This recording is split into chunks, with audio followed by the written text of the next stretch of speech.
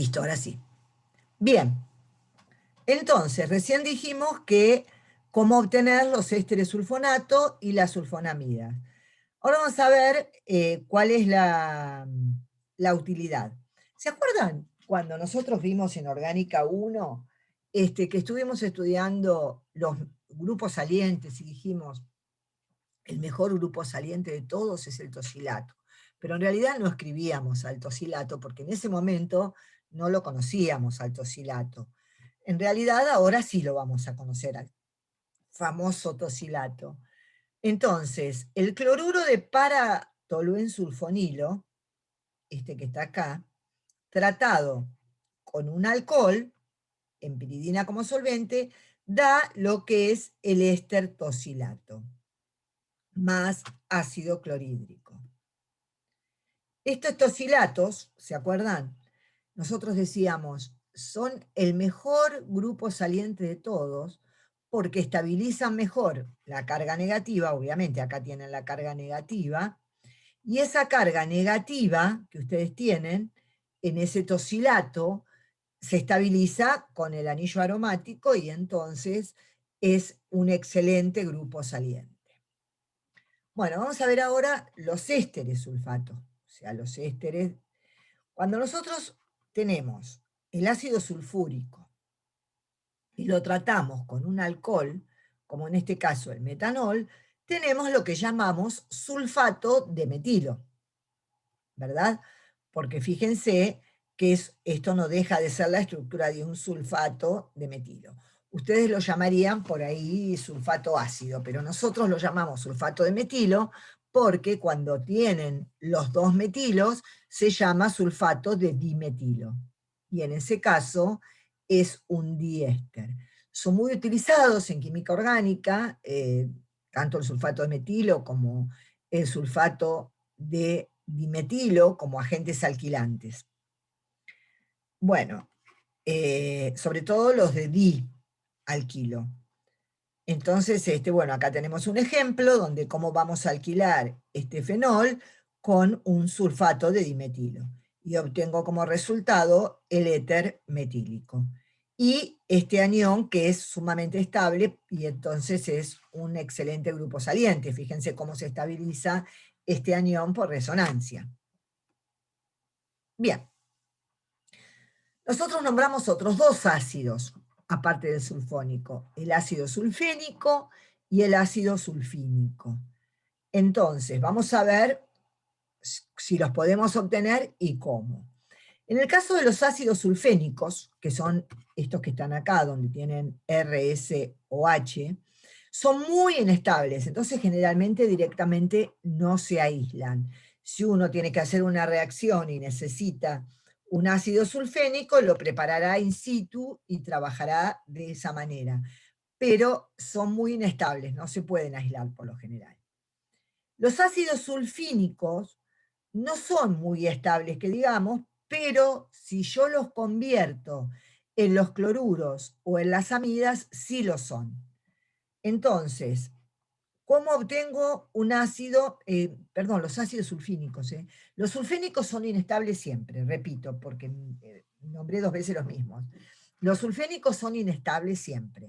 Los sulfínicos no son muy estables, pero yo los puedo estabilizar en la forma de sus cloruros o de amida. Por eso los ácidos sulfínicos son más utilizados que los sulfénicos, porque los sulfínicos los estabilizo a través de la amida o del cloruro, en cambio no los sulfénicos.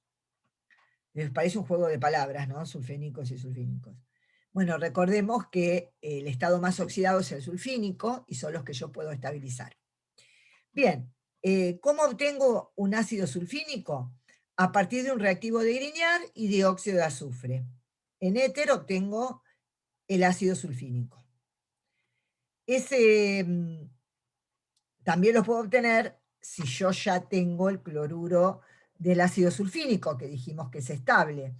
A partir del cloruro, con zinc, en agua, obtengo directamente el ácido sulfínico.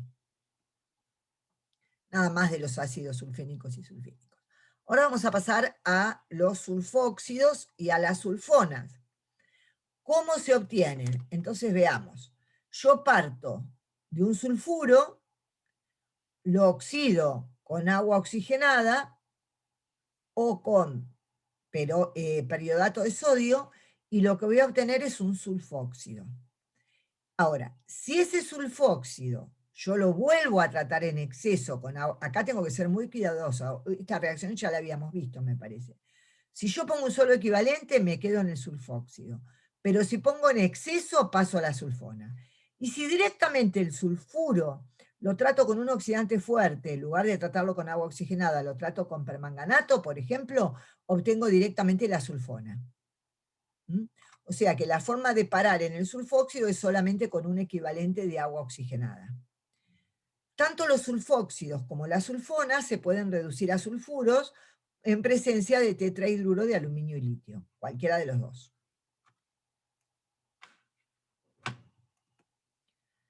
Hay especialmente un sulfóxido que ustedes conocen porque lo hemos utilizado como solvente en Orgánica 1 incluso en las reacciones SN2, que es el dimetil sulfóxido, o conocido por ustedes en los libros como DMSO. Bueno, acá lo tenemos escrito al dimetil sulfóxido.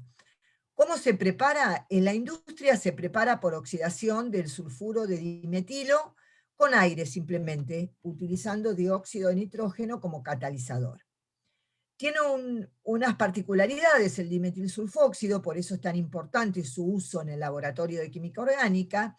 Recordemos que es un solvente polar, aprótico, con una gran constante dieléctrica, o sea que va a disolver muy bien iones inorgánicos y también compuestos orgánicos que sean polares.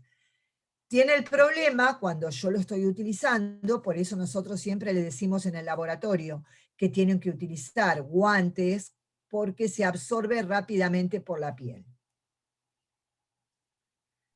Y tiene un olor Vamos a horrible, pasar. chicos. Es como el olor al agua de las aceitunas cuando se pone medio fea. Bueno, tiene ese olor asqueroso.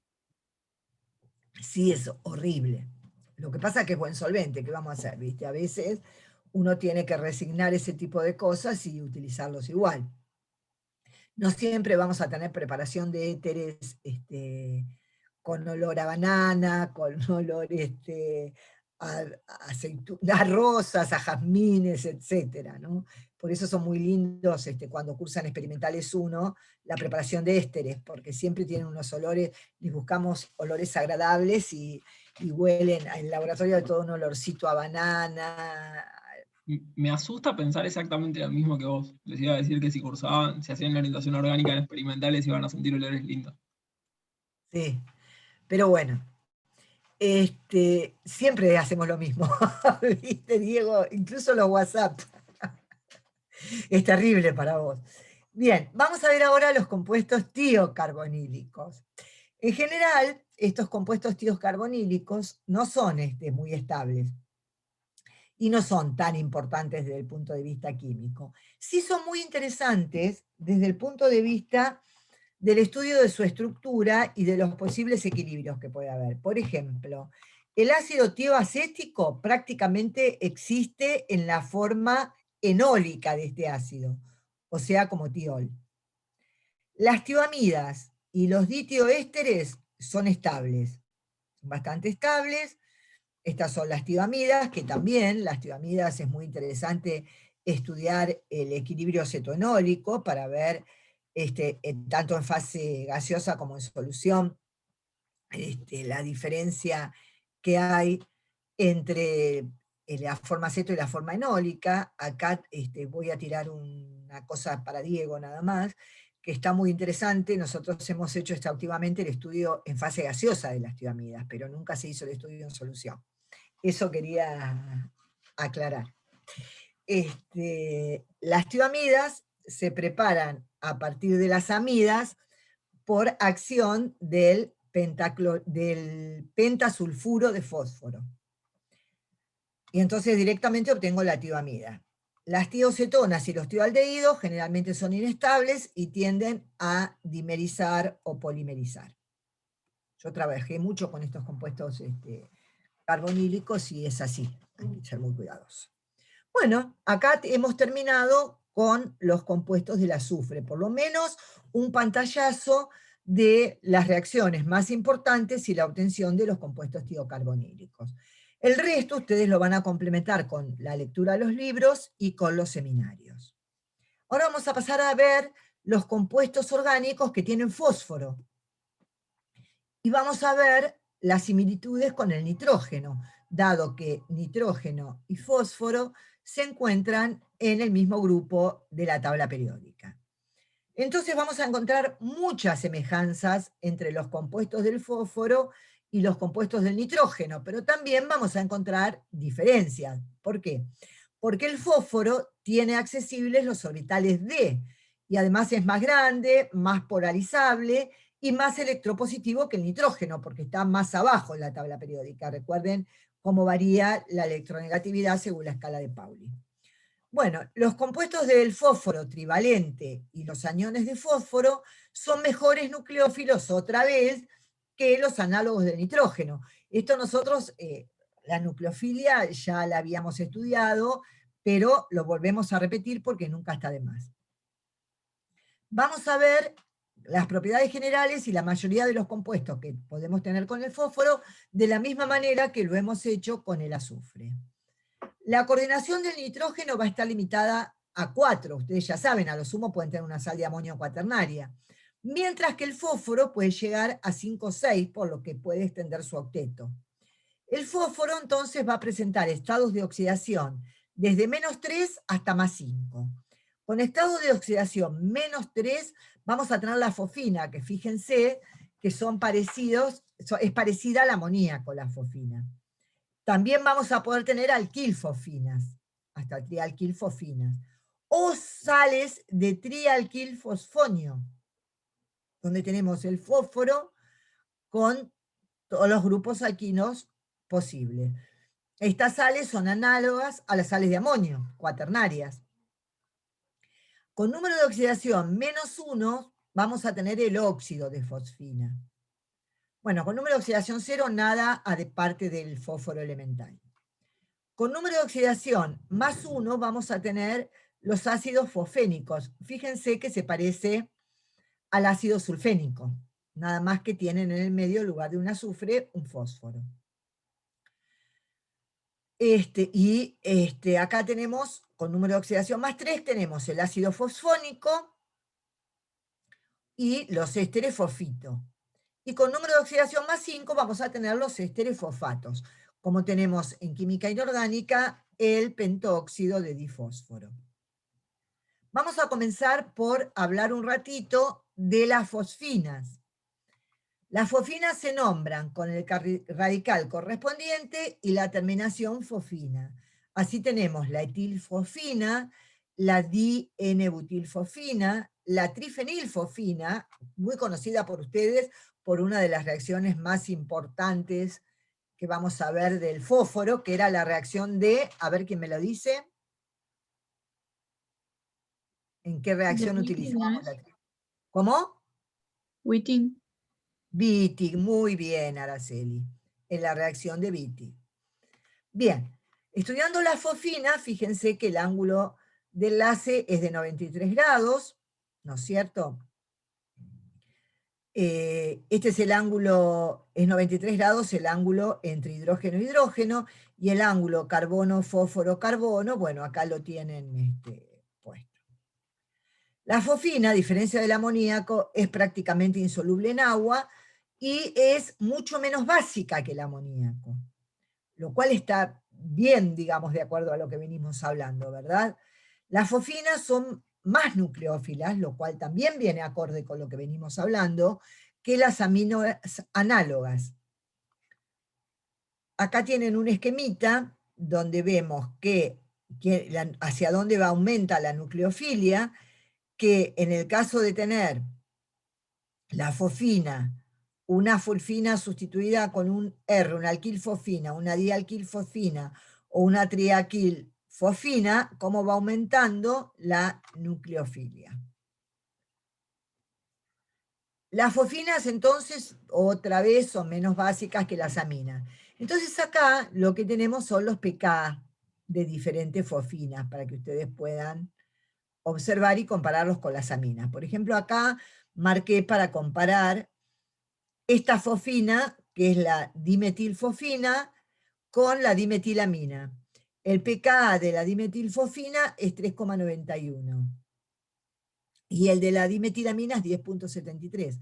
O sea, fíjense cuánto menos básica es la dimetilfosfina que la correspondiente amina. Bueno, y acá tienen puestas las reacciones ácido-base, ¿verdad? ¿Se acuerdan cuando estudiamos aminas, que hablamos de la quilalidad y que estudiamos inversión del nitrógeno? Y que entonces, debido a la inversión del nitrógeno, una amina que no estaba impedida no era quiral. Sí, sí estaba impedida, veíamos el ejemplo de la triacina, por ejemplo, y veíamos que ella sí era quiral. Pero la inversión del fósforo también ocurre, pero es mucho más lenta que la inversión del nitrógeno. Entonces, sí se pueden aislar fosfinas quirales estables. ¿Mm? Donde obviamente el sustituyente de más baja prioridad va a ser el par libre. Entonces esta que tenemos acá es la R-metilpropilfenilfosfina, que es estable configuracionalmente. Vamos a hablar un poquito ahora de las sales de fosfonio, que se obtienen a partir de triaquifosfinas y un haluro de alquilo. Y esas sales de fosfonio, que acá la tienen escrita, una sal de fosfonio cualquiera, puede sufrir diversas reacciones. Por ejemplo, puede sufrir una SN2 si yo ataco a un carbono electrofílico. Puede llevar a cabo una reacción de eliminación, si es tratado en presencia de una base. Puede ocurrir una reacción de sustitución sobre el fósforo, o, esto que es muy conocido por ustedes, puede formar, por ejemplo, un iluro. ¿Se acuerdan del iluro en Wittig? Estos siluros de fósforo son moléculas dipolares, donde el fósforo tiene una carga positiva y observamos una carga negativa en el carbono, y se obtienen por reacción de las, quise ir para atrás y fui para adelante, de estas sales de fosfonio con butil litio. O sea que es una base muy fuerte el butil litio. Entonces, arranca este protón formando el iluro correspondiente. ¿Dónde lo vimos el iluro? En la reacción, como muy bien dijo hoy Araceli, de Wittig. Que recordemos que la reacción de Wittig es el principal método de obtención de alquenos.